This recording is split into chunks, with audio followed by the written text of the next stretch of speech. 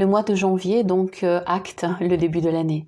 C'est le premier mois sur un cycle de 12 que représente l'année à venir, et le mois de janvier est vraiment le seuil. C'est la première marche, c'est la porte que nous passons.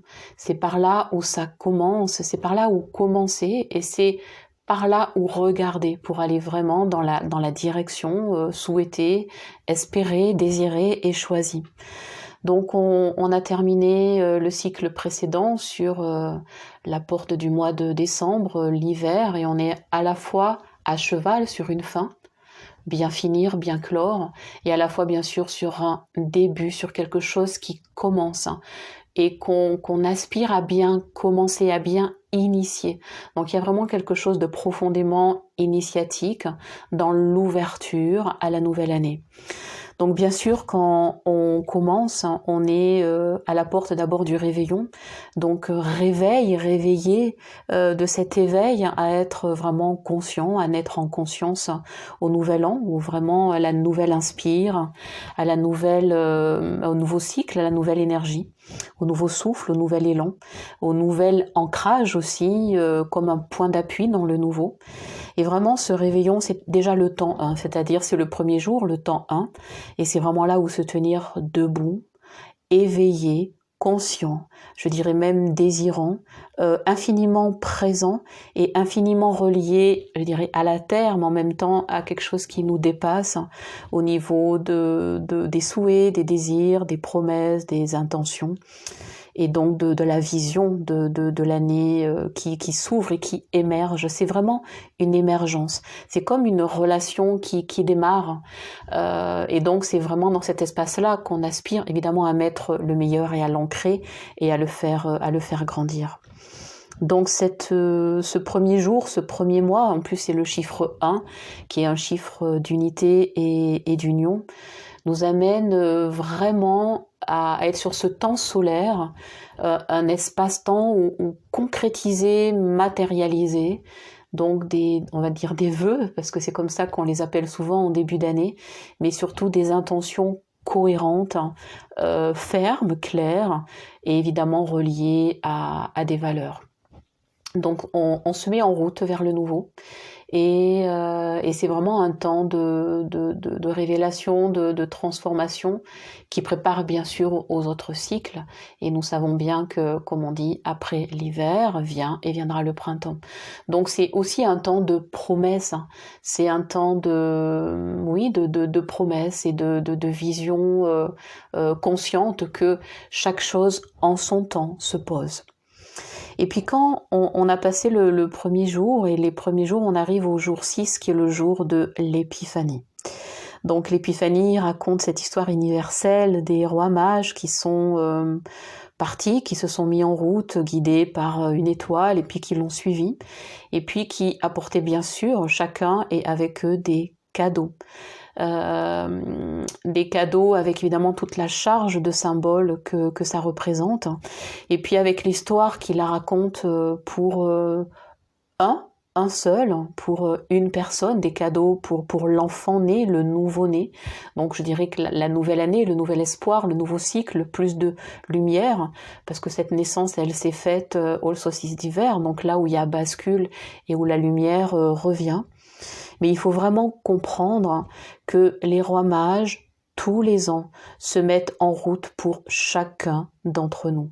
C'est-à-dire que personne n'est oublié, c'est-à-dire que tout le monde est d'abord digne et souverain et a cette royauté à vraiment recevoir ces cadeaux. Alors quels sont ces cadeaux? Donc on a ces 3 rois mages, on a Melchior qui apporte l'or.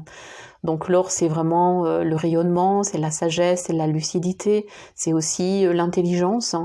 C'est une sorte de supplément d'âme à partager, à donner, à être dans la gratitude, à aussi avoir plus de responsabilité, parce que qui dit une sorte de richesse d'âme ou de connaissance, c'est aussi quelque chose qui amène plus de savoir, donc plus de responsabilité par rapport à soi et par rapport aux autres, bien sûr, par rapport au collectif, par rapport même à l'humanité. Donc c'est quelque chose qui met vraiment en lumière. Donc l'or, relié à la sagesse avec Melchior. Et puis nous avons Gaspard qui lui apporte la myrrhe. Alors la myrrhe, elle représente la force de volonté, le courage, l'audace, la santé et tout ce qui est de l'ordre d'abord de l'ordre, de la structure, de la loi, vraiment du cadre, mais du cadre comme étant vraiment la structure, la norme en fait, la façon dont l'univers s'agence avec un certain nombre de lois qui régissent donc cet univers.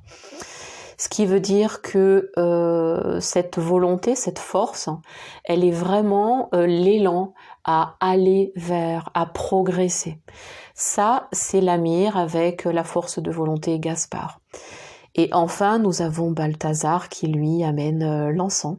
Et l'encens qui représente l'amour, le cœur, du coup le courage du cœur. C'est une autre force, mais c'est le courage du cœur.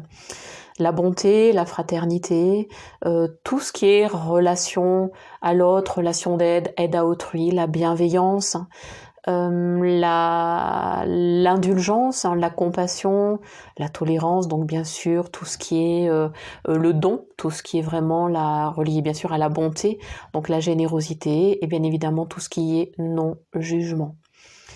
Donc ces 3 cadeaux, sagesse, force de volonté et amour, sont les cadeaux qui sont partis sur la fin d'année, qui ont traversé le seuil par le premier jour, qui se sont appuyés sur ce temps 1 de l'année, et qui au 6e jour, qui est un chiffre et un temps d'harmonie, c'est un temps de réconciliation, c'est la nature du chiffre 6, nous avons ces cadeaux qui arrivent à bon port pour chacun d'entre nous.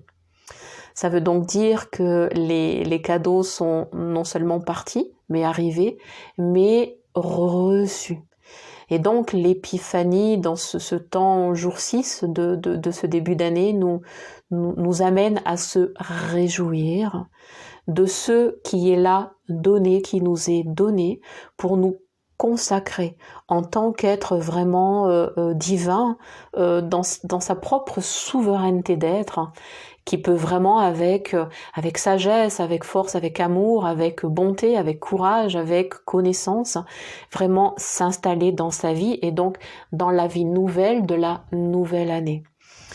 Donc voilà pour l'essentiel, pour ce temps de début d'année, pour la symbolique de ce mois de janvier, du 1er jour au 6e, et bien sûr que le mois de janvier jusqu'au dernier jour va être une sorte de comment dire, de miroir, et il fait écho et il va donner la météo de l'année. Donc voilà, c'est aussi une invitation durant tout ce mois 1, qui représente la force d'unité, de reliance, de réconciliation, donc de fin de tension ou de conflit, c'est d'utiliser ce mois 1 qui porte dans son essence l'unité pour aller accomplir dans plus d'unité, de conscience d'unité, donc de maîtrise de la dualité, une intention durable au fil du temps, au fil des mois, de 1 jusqu'à 12, donc du début jusqu'à la fin.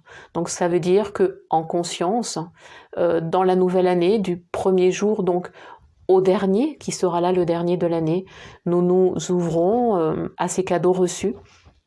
Et ça nous enseigne aussi bien évidemment la capacité que nous avons, cette loi de réciprocité sur je donne, je reçois, et le fait de recevoir de l'univers des cadeaux et d'être gâté par l'univers et donc de se confier aux lois et aux règles et à l'ordre de l'univers et en s'y confiant de pouvoir venir vivre dans une complétude d'harmonie à travers le 6, dès le 6, d'être informé que tout le chemin va se faire sous la coupe de cette couronne que nous allons porter sur la tête toute l'année durant.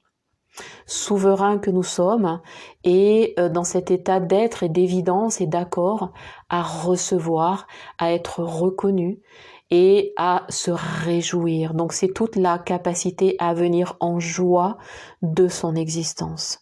Voilà quelle est, en tout cas en quelques mots, l'intention, l'enseignement de ce début d'année comme un moment d'éveil à la joie pure et une invitation à laisser rayonner votre âme, à la mettre en action et à la laisser vous révéler au fil du temps et dans l'espace-temps de l'année, les qualités que vous allez développer à travers ce plus de sagesse, ce plus de volonté et de force d'action et de réalisation, et cet amour sans limite qui va prendre forme dans la matière, parce que c'est un temps et c'est un espace où matérialiser dans le temps solaire cet enseignement qui se tient debout comme nous sur le seuil de la nouvelle année dès le premier jour de janvier.